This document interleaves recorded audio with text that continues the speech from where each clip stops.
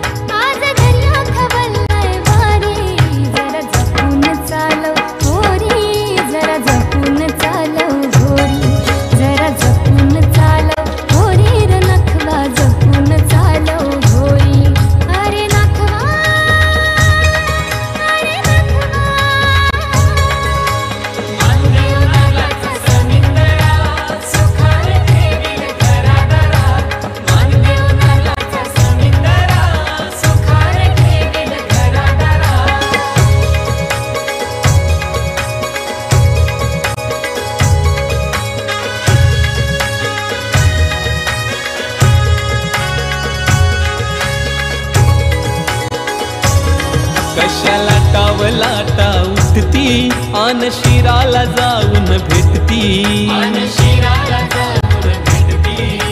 दिसले धोक्याच वाटती, साऱ्या आठवणी मनान दाटती, देवराया माझे दर्या, देवराया माझे दर्या, तुझे हातान आमची दोरी, तुझे हातान आमची दोरी। जरा जपून चालव पोरी, जरा जपून चालव घोरी, जरा जपून चालव पोरी, नखरा जपून चालव घोरी।